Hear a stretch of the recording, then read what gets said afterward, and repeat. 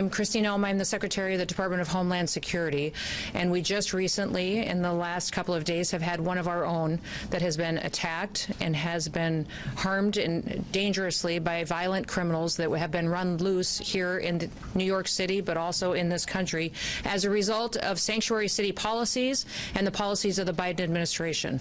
I just want you all to know that we have our hearts and our prayers going out with our officer and with his family and his friends, and we'll be lifting him up in prayer for his quick recovery and his healing from this terrible tragedy that has befallen him. Listen, our officer was off duty on Saturday evening when him and his friend were attacked. They were attacked by two individuals that were set on robbing them, and thankfully he had his service weapon with him and was able to defend himself and his friend, and injured one of those individuals that was trying to do them harm. His quick action speaks to his tenacity and his excellence in training and skill, and because of that, one of the perpetuators was wounded in this interaction and was incarcerated when he came in to get medical treatment. One of the suspected attackers, the one that was injured, his name is Miguel Francisco Mora Nunez, a Dominican national that was entering into this country illegally back in 2023. He was then released back into this country by the Biden administration. Miguel Francisco Mora Nunez is and has a rap sheet that is a mile long. He was arrested. He was charged with grand larceny and also assault. The state of Massachusetts has an active warrant out for him for armed robbery with a firearm. He also has many other charges against him, such as kidnapping and witness intimidation. There's absolutely zero reason that someone who is scum of the earth like this should be running loose on the streets of New York City. He was arrested 4 different times in New York City, and because of the mayor's policies and sanctuary city policies, was released back to do harm to people and to individuals living in this city. Make no mistake, this officer is in the hospital today fighting for his life because of the policies of the mayor of this city and the city council and the people that were in charge of keeping the public safe. They refused to do so, and now we have the situation on our hand where someone who has dedicated their lives to protecting the public is now fighting for his own. I'm calling on every single mayor and sanctuary city and sanctuary governor to change their policies and to change their tactics right now. Their job is to take an oath to protect the public, to protect families that are out there every single day trying to provide for each other and to try to live the American dream, and they want to do so safely in their own communities. How many more lives will it take? How many more people have to be hurt and victimized before we have public safety be a #1 priority in some of our largest cities? When I look at what Mayor Adams has done to New York City, it breaks my heart to see the families that have suffered because of his policies. We can look across this country at other mayors. We look at Mayor Wu in Boston and what has happened there under her watch. What's happened in LA with the riots and the violence and the protests that have gone on because of Mayor Bass and what she has perpetuated. When you look at Mayor Johnson in Chicago and how devastating it is to live in that city, in some of those poorest communities, how they suffer every single day with the violence that's in front of them, just because these individuals are protecting criminals. They're protecting criminals who go out and murder, rape, rob. They perpetuate violence on our children. They traffic them and drugs and damage this country every single day under the protection of sanctuary city and governors who put in place these policies that allow them to perpetuate these crimes with no consequences. What I would say is today, my hope is that this would wake up these individuals, and they would recognize that they can't keep letting these dangerous criminals go free. They can't continue to let these individuals be brought in for crimes they're committing against the public and then releasing them right back onto the streets with no consequences whatsoever. Fortunately for us today, our officer survived. He survived. He's going through a very difficult time, and I would ask that you respect him and his family and his friend who was with him and what they have gone through. But I would also say that we can't guarantee that the next victim of these dangerous criminals will be treated the same or will be able to get through this dangerous situation. We were able to bring the second individual in and have detained him as well, and he will face consequences and hopefully strong prosecution for his crimes and his involvement on Saturday night. But my hope is that we can continue to, when ICE is out in our communities and they're lodging detainers against individuals that are country illegally perpetuating crimes, that we would have a city like New York City start to honor them and allow us to bring these criminals to justice, allow them to get them out of our communities so that they can't continue to hurt people like we saw on Saturday night. We still have a lot of work to do. We've seen violence against our officers go up over 830% just in recent days because of the rhetoric out of politicians and the rhetoric out of individuals who are letting this victimization go on and on against the public. So I would call on everybody today to recognize what can happen, how in one moment someone's life can change, their whole family can change, and it is happening every day across this country. And this officer and his family, while today they are suffering, they still continue to serve the public and recognize that they want to go back out and make sure that they're doing all that they can to uphold the rule of law in this country. We're doing everything in our power to make sure that our officers out on the streets have the equipment and the training and the resources and the backup that they need to do their jobs, but they should never have to deal with an individual who was arrested 4 different times for violating the law and then released. And that individual was released on the streets of the city because of Mayor Bass's policies and because of his city council's policies and because of politicians who talk big and then people get hurt. People get hurt, and in many cases they end up losing their lives. Let's hope that that's never true and that today is the day that those policies change and people get the courage to make sure they're making the decisions that actually do protect people going forward. We're going to bring the perpetuators of violence to justice. President Trump has promised that for the American people, and he's going to follow through on it. I'll do all that I can, and I'm so grateful to have partners like Rodney Scott with me from Border Patrol and Protection, and also with Tom Homan as the border czar. We'll continue to work to make sure that we're dealing with the violence that we see on our streets, but we also recognize that here in these sanctuary cities, it's much more dangerous because of the politicians who aren't taking responsibility for what they're doing. They're setting the American people up to become victims of crime, and it has to stop today. I'd ask you all to keep our law enforcement officers in your prayers, their families, as they face the environment that they do every day while they do their job. This officer wasn't even on the job. He was out enjoying a beautiful evening with a friend of his and was a victim of crime, and it ended up with him mortally and seriously wounded, and he is going to, because of the great care of the doctors that are taking care of him today, pull through, but our prayers are going to be with him and his family as they work their way through this situation. With that, I will turn it over to Rodney Scott, who is the Commissioner of our Customs and Border Protection. Thank you, ma'am. Thank you for being here. Thank you, Madam Secretary, for all the support that you've given us and the support you're showing our officers today and the comments that you just made. My name is Rodney Scott. I'm currently the Commissioner of United States Customs and Border Protection. But as I talk, I want you to remember that I was also the Chief of the United States Border Patrol until 2021. I want to really start by thanking the medical personnel here in New York City at the hospital, the EMS workers, and even the guys behind me in blue that have shown tremendous support to our officer and to his family as well. We should not be here today. The reason these 2 assailants are inside the United States today is because of failed border policies by the Biden administration. I personally warned the Biden administration against their open border policies in 2021. I was ignored, and exactly what I predicted, many of us predicted, happened. Total chaos along the border. These 2 individuals, the 2 assailants, were released into the United States after being apprehended because of failed policies. President Trump stepped up and fixed those failed policies on January 20th of this year. With the support from Secretary Noem, we now have the most secure border that I've ever seen in my entire lifetime. Much of that resolution was by fixing failed policies based on facts and evidence. Sanctuary city policies across this nation, and some of these, and even states in some cases, are failed policies. The facts and evidence are there in front of you. It's time for local leadership and state leadership to step up to the plate like President Trump did. Acknowledge crime is crime. Acknowledge the fact that there's no global information system where we can vet these people coming into the United States. We do not know who they are, and we have to have border security where we simply know and control who and what enters our country, just like we do our homes. This should not be political. I'm calling on all state and local leaders to step up to the plate, get rid of these sanctuary city laws, and simply enforce the laws on the books. Work with your federal agencies so that we can actually root out these criminals from our neighborhoods. Last but not least, I should have said this up front, thoughts and prayers for our officer and his family, and I would ask that you keep them in your thoughts and prayers as well. Thank you for your time, but please remember this.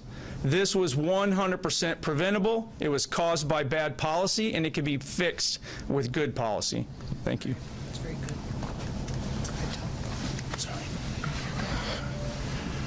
I visited the officer last night. Of course, he was heavily sedated, so I didn't have words with him, but I did talk to his family. They're devastated. It's just a shock to the soul when you walk in and see that young man laying there. Secretary said it, Rodney said it, sanctuary cities are sanctuaries for criminals. Stop. I've been doing this since 1984. I've never seen a situation where I see it today. New York City, how many times do you want to see NYPD attacked by illegal alien criminals in this city? Now a federal officer. How many citizens in this city have been attacked by illegal aliens in this city? You see the polls. Everybody agrees we should be arresting public safety threat illegal aliens, but you got a city council here that locked us out of Rikers Island. Are you kidding me? So an illegal alien in Rikers Island we can't talk to, we don't have access to. That makes the city unsafe. Every sanctuary city is unsafe. I'll say it again, sanctuary cities are sanctuaries for criminals.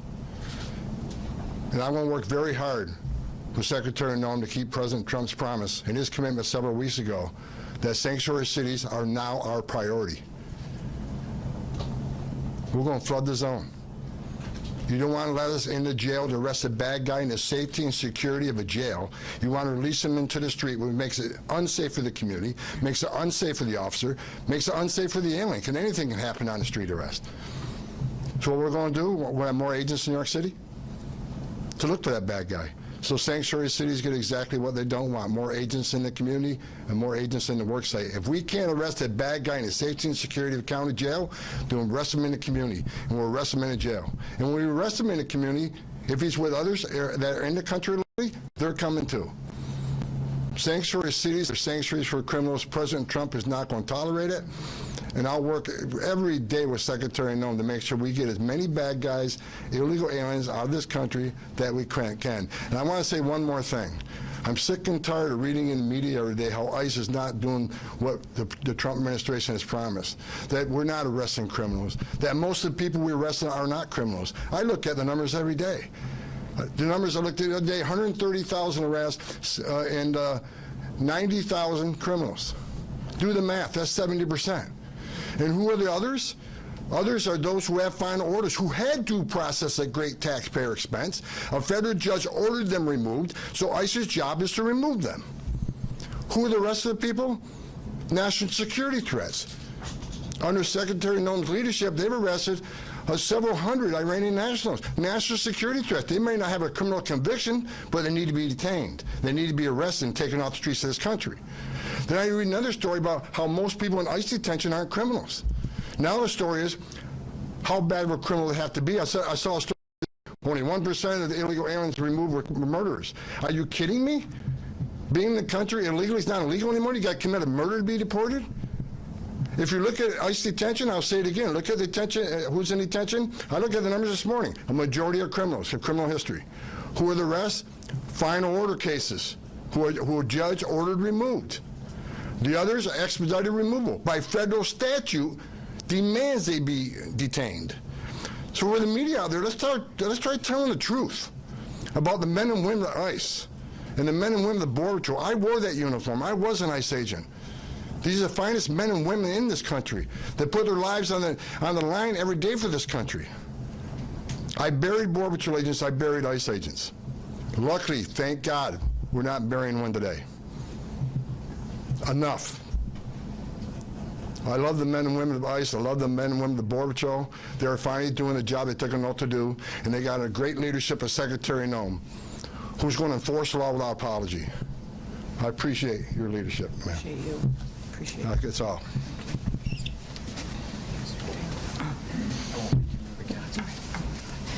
Good morning. Diane Sabatino, Acting Executive Assistant Commissioner, Office of Field Operations. First, I certainly want to express my heartfelt thanks to Secretary Noem, Commissioner Scott, and Border Czar Homan for the incredible support they've demonstrated for the New York Field Office of Field Operations the last couple of days. You know, it is a tragic scenario to get a phone call about an officer, any CBP, Customs and Border Protection employee, that's injured in the line of duty. It was even more tragic, this individual off duty. You know, they picked the wrong guy in this particular case, two assailants, you know, just a crime of opportunity. Unfortunately, and I apologize, I'm a bit overwhelmed. I saw the officer this morning, and having met him before and seeing how challenged our officers are in taking care of each other during this hard time. But just to get back to what I was saying, they picked the wrong individual to try to rob. And thank God, when we invest in our CBP officers, we invest in training, we invest in vigilance 24/7. Our officers and our agents stand watch 24/7 on the front line of the United States of America, and we'll take action, and we'll demonstrate that vigilance and dedication in any opportunity. That's great. Thank you. Go ahead, Frank. Morning, everyone. My name is Frank Russo. I'm the Director of Field Operations for U.S. Customs and Border Protection in the New York Field Office. We sit on a historical site. This building, One World Trade Center, sits on the very footprint of our old custom house. We were here from 1973 until 9/11. The memorial fountains that sit outside this window remind us of the attacks on 9/11. We have employees who were here for the first attack in 1993. They were here for the attack on 9/11, and they're back again. Our officer who was attacked on Saturday night embodies all the courage and resiliency of all our employees in CBP who are here in the New York Field Office. And our hearts are with him and his family as he recovers. And we ask that you all pray with us for his quick recovery. These acts, as the Secretary, Commissioner, Assistant Commissioner, Mr. Homan mentioned, should not have happened. And we need your help to make sure that they don't happen again. We thank you all for being here. I want to thank the Secretary, Border Czar Homan, Commissioner Scott, Assistant Commissioner Sabatino, and our partners at HSI and ERO for supporting us during these difficult times. Thank you, everyone. That's a great job. Again, we want to continue to lift up this family and our officer in our prayers. We're thinking of him, and had the opportunity to visit with them this morning. They're doing well, but they do appreciate the outreach that they've had from the city, from all of the different agencies, the nonprofits that have reached out and have been willing to help them and walk alongside of them. But they also recognize, when I asked them if there was anything that they needed, they said, go after these criminals. One of the things he would have appreciated the most is if you doubled down on these bad guys that perpetuate crimes like these, and even use these mopeds to commit their crimes, and are well known for using them throughout the city to go out and to rob poor innocent people who are out enjoying an evening on the town with their family members. So we will continue to take that encouragement to go after criminals in this country, and especially those who have perpetuated acts like this that shouldn't be here and should never have been here. I want to remind you that this individual had been arrested 4 different times before this act happened on Saturday night. Arrested and released again and again and again. And what did we think was going to happen from policies like that? When you take a dangerous individual and you allow them to never face any consequences for the acts that they're perpetuating against the public, and then you end up in a situation that could have been prevented. So we're lifting that family up in prayer. We're going to walk alongside them, but also we're going to double down and make sure that these criminal, illegal aliens are not only off our streets, but they're out of our country. And that once again, America can be a country where the rule of law matters, where the laws apply to everyone equally, and never once is an illegal alien put above an American citizen or their safety and their opportunity to have the American dream. So with that, we'll open it up to any questions that you may have. Yes, sir. 2 questions. If you could talk about, what you plan to do here in New York? Talking about ramping up some of that enforcement. And two, how do you make this push to get more ICE agents? I saw on social media the push to get back some folks who may have retired, folks who know how to do that work. What's it going to take to get them? Yeah, we've already had some retired agents that have indicated they'd like to come back and help. They love the opportunity to come back and work for an agency that's allowed to do its job. Under this administration, President Trump is allowing our ICE and our CBP officers, our law enforcement officers, to do their jobs again, and that's reinvigorating them and their desire to want to be a part of a team where someone's got their backs. What we'll do in a city like this is we'll double down. We'll put more agents here.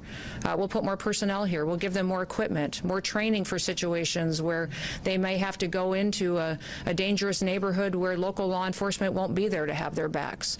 And we'll continue to talk to the public about the truth of what we're doing. The media has lied over and over and over again about what President Trump has given us as direction to do in this country when it comes to criminal illegal aliens. We have prioritized them. They are our targets. We're going to go after those individuals that are perpetuating crimes in our country and remove them and get them out and have them face consequences for what they're doing. So what you will see when you have a mayor like this, a city council like this, that's allowing their people to be victimized, is that we will follow through on our promises. We'll put more people here, more agents, more resources, and we'll have more federal agencies deployed in task force models so that they can go out and do their operations and do them safely. Yes, sir. Secretary, on targeting violent people, Mr. Homan just said we're going to flood the community, and if there are people in the country legally not accused of crimes, we'll pick them up too. We've seen outside immigration court here in New York City, people still with pending green card claims, pending asylum claims are grabbed right outside of court. So my question is this: I understand you say you're targeting mostly violent people.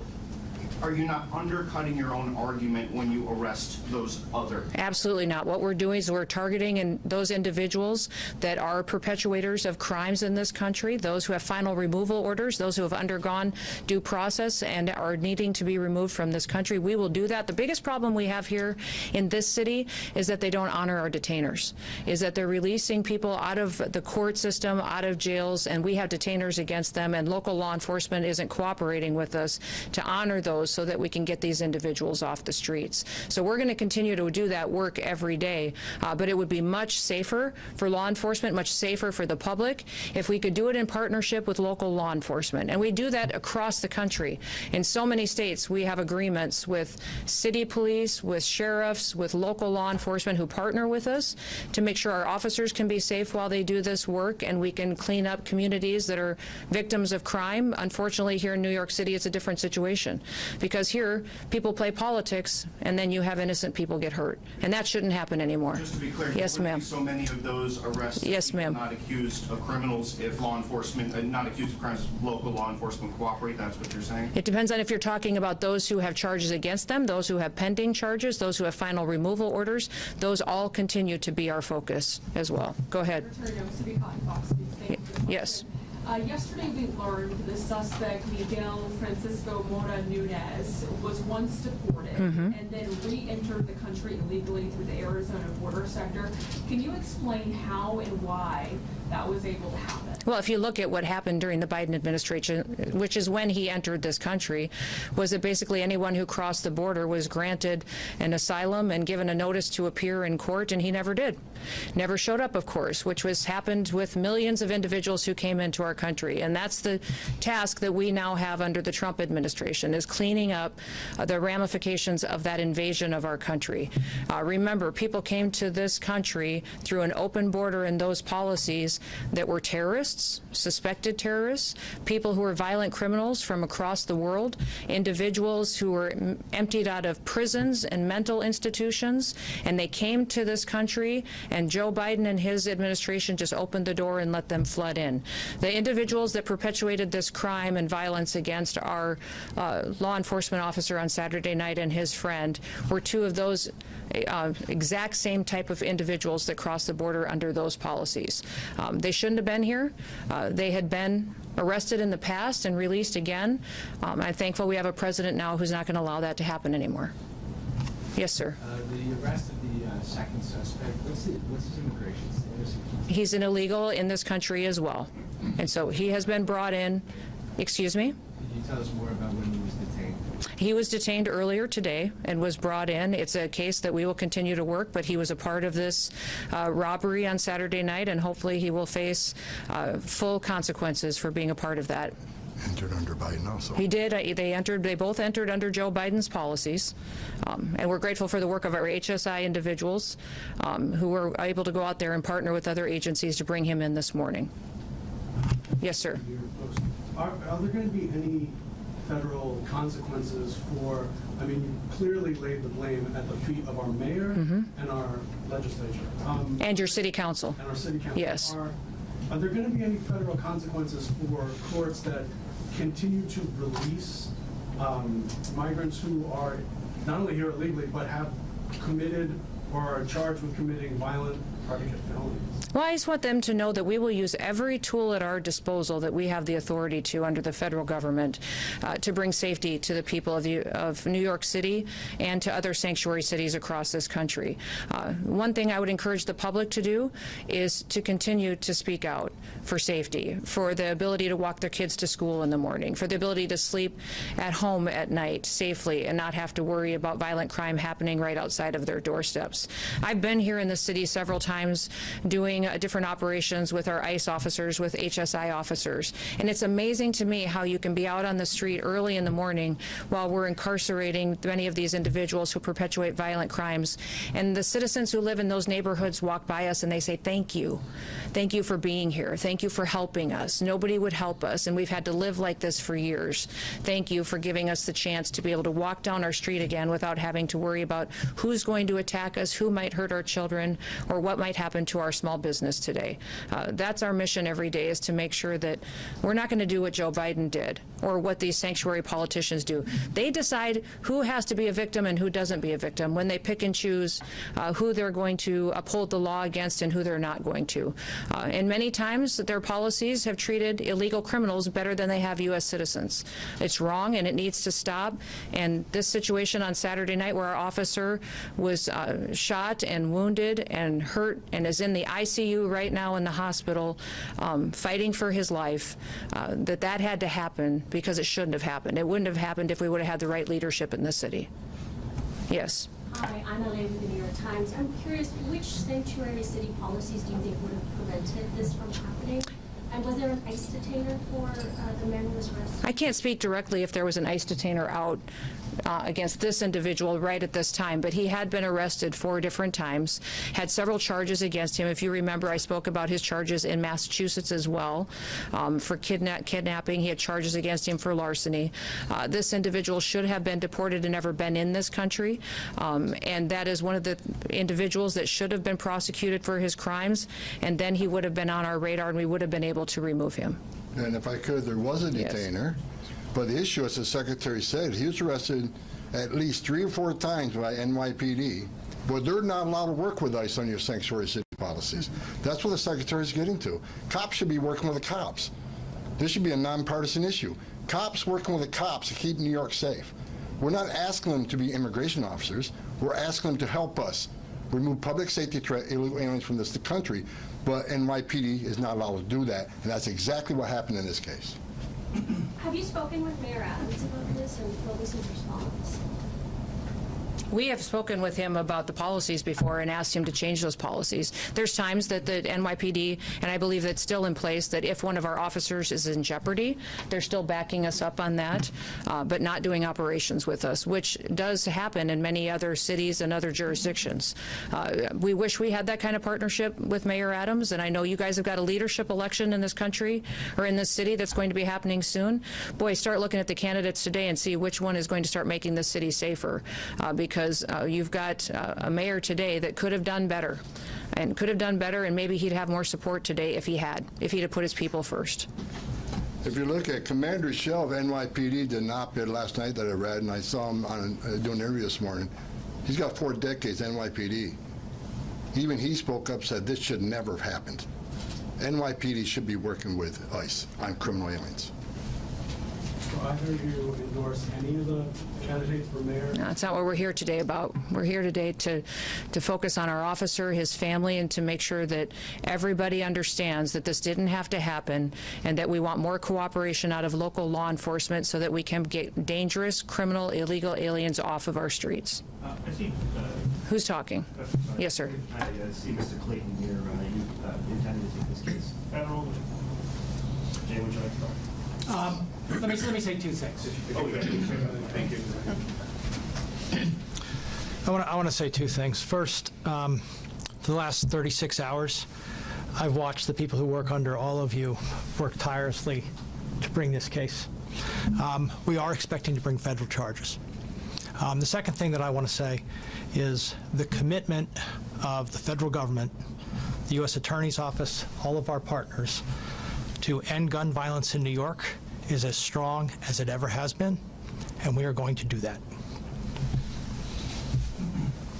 I'll take one more question. Look at that. All right, we won't. Thank you all. And please keep our officer and his family in your prayers. Have a good day.